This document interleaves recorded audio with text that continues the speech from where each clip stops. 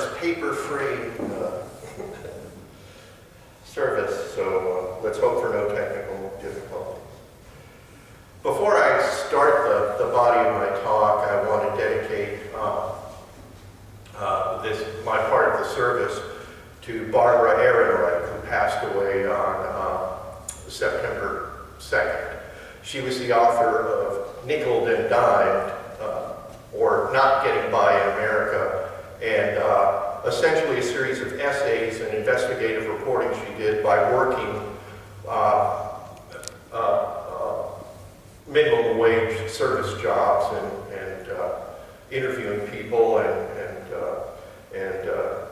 doing a lot of corporate research. But anyway, I'm going to miss her because she wrote on a lot of social and cultural topics in places like Harper's and the Atlantic, in addition to publishing all of her profile books. Good morning and happy Labor Day. I decided to call my talk Happy Labor Day for several reasons. I meant to be ironic, provocative, and literal all at the same time. The American public, for the most part, celebrates Labor Day as the last hurrah of the summer, a 3-day weekend that offers beach, barbecue, and beer. Retail stores declare Labor Day sales. It's a wonderful time to buy a mattress. Our culture has all but abandoned the salute to the trade unionist and other social reform movements that gave the USA so much. We take for granted the weekend, overtime pay, workplace health and safety standards, the ban on child labor, retirement pensions, unemployment compensation, workplace benefits, Social Security, and workers' compensation. Rank and file union members petitioned, protested, went on strike, and tragically fought and died for the privileges working folks now enjoy. We all reap these benefits, whether we join a union or not. This kind of sober reflection and tribute takes a backseat, though, to partying and vacation. It's truly ironic that it took decades of sacrifice so that we can now embrace the revelry. Then again, many of us think Thanksgiving is all about football. But seriously, happy Labor Day. Celebrating seems entirely appropriate because there's a lot of good news regarding the labor movement these days. America went through a gradual decline in union membership. Members represented over a third of the nation's salaried workers in 1955. It diminished to fewer than 13% in 2000. In 2007, however, enrollment in labor unions began to rise, particularly in the service sector of the economy. More recent events, and they're up-to-the-minute events, I kept revising this talk through the week because new things, I started learning new things and new events came to light. The COVID-19 pandemic spurred a phenomenon social observers call, and I'm a little bit weary of hearing the expression, the Great Resignation. We're enjoying a record low in unemployment, with industry now clamoring for workers. The term Great Resignation seems way too simple and trite. This revolution wasn't people simply rejecting their careers. I prefer to think that as a great reevaluation. People realizing how fleeting and risky life can be. They took stock in their role at work, at home, in their family life, and in the life of their community. We all yearn for something meaningful, purposeful, and personally fulfilling in our working lives. Now we want to make that happen. Of course, many of us have indeed found enjoyment and satisfaction in our work. My personal career history, with all its ups and downs, with the good parts and the bad parts, gave me great pride, beloved colleagues, and wonderful memories.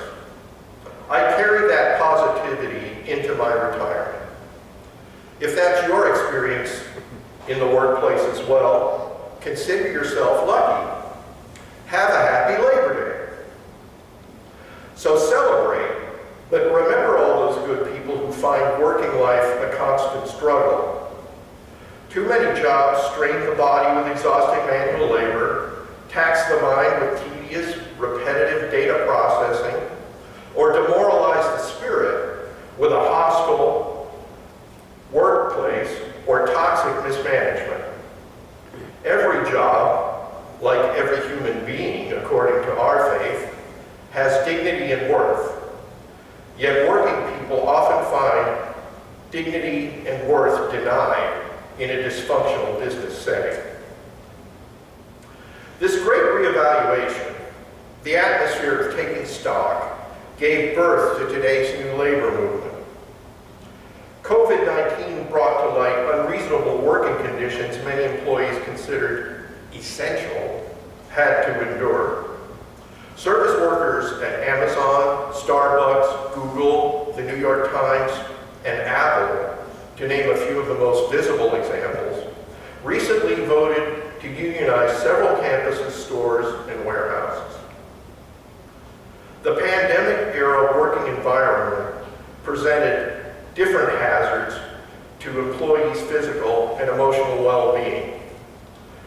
Many of these relatively new corporate giants failed their workers by reacting slowly to COVID, demanding they work longer hours and more shifts, all the while failing to give them the protective gear they needed to do their jobs safely. Apple, Google, and Starbucks each cultivated positive reputations among their employees and in the public mind.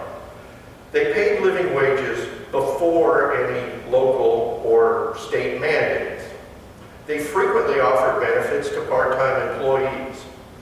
Management took great pains to build their image as good corporate citizens and good corporate neighbors. The strain of the pandemic mixed with the gradual loss of these founding principles. Once sought-after companies slowly morphed into a hostile work environment. It's interesting that a number of the grievances fueling today's surge in union organizing and workplace reform have little to do with wages and benefits. Tens of thousands of women employees and their allied co-workers staged a global walkout from Amazon over sexual harassment and gender-based discrimination. They felt their complaints were unaddressed or poorly handled by senior management.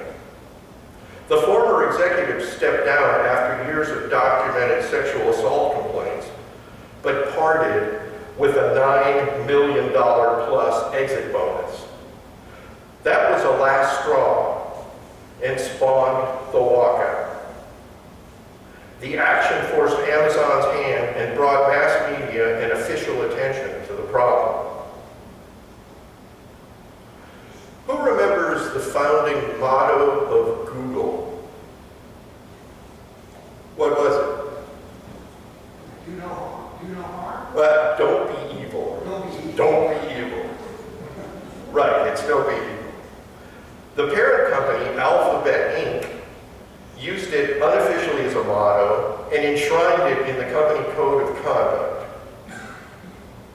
Many Alphabet employees feel the upper management at Google strayed far from their business's creed. One issue that prompted Google associates to found the Alphabet Workers Union, or the AWU, resonates with our Unitarian Universalist principles. Workers in several divisions of Google discovered that their coding, software, and hardware design and documentation was dedicated to weaponizing drone systems. At first, the company tried to keep the overall contract under wraps by segregating the different aspects of the project. The AWU succeeded in persuading Google to cancel the contract. Again, it wasn't all about the money, it embodied ethics and morality. Today's climate of good news is great news to this former member of the Houston Federation of Teachers, affiliate member of the Service Employees International Union Local 100, and, just to burnish my lefty credentials, lifetime member of the Industrial Workers of the World. I have to temper my enthusiasm, however, because labor law in the United States often serves to obstruct and delay the process of successfully building a union. State and federal labor laws stack the deck against organized labor.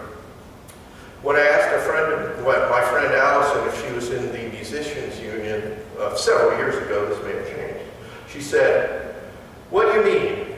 Texas is a right to work for nothing state."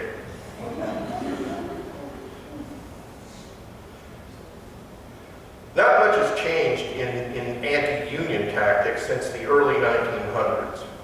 Corporations now spend tens of millions of dollars hiring union-busting consultants, public relations groups, and law firms to destroy emerging union campaigns. They'd rather pay those contractors than their workers. They've always exploited the workplace as a forum to put down unions. They document the slightest infractions, or even invent them, to intimidate or fire union organizers or sympathizers. We begin to hear companies using terms like family and team and teamwork from their spokespersons whenever unionism starts to sprout. They claim their employees don't need representation because they're already treated superbly. They assure their employees that they can bring any grievance to management for a swift and satisfactory outcome. They vigorously deny that they retaliate against whistleblowers, reformers, or union campaigners. Then the National Labor Relations Board or U.S. District Courts fine them for violating our labor laws. Then there's the worn-out argument that workers don't want or need a third party to get between them and their supervisors. The corporate opinion mongers always paint a distorted image of a union. They still manage to convince enough of us that labor unions behave as detached, isolated institutions, that organized labor fabricates the causes they pursue for their members, just for the sake of taking their union dues. One leader of the new movement responded to the third-party argument by asking, "Third party? The third party is us." If some workers want to grumble about the dues deducted from their paycheck and claim they don't get a say in negotiations, well, then they're not too clear on the concept. Your level of participation in your labor union is up to you. I've attended many meetings of my local, been to regional councils, and gone to national conventions. I've seen democracy in action at those gatherings. I hope my more passive brothers and sisters liked the way I voted. For many years, I was very worried that younger workers, those who entered the job market after the 1990s, would never appreciate or even understand the need for labor unions. I feared that they would never see a reason to unite and assert themselves to rein in the excesses of corporate America. The past few years give me great hope for the future. It's not the old guard, the graybeards, and the Rust Belt factory hands leading the charge these days. I mean, those folks are still around, and I'll always respect and admire them. But thanks to our sisters and brothers in their 20s and 30s, some stories I've been hearing, personal stories I've been hearing from you about today. But thanks to our sisters and brothers in their 20s and 30s, there's encouraging news. And we need all the good news we can get. Happy Labor Day. Could you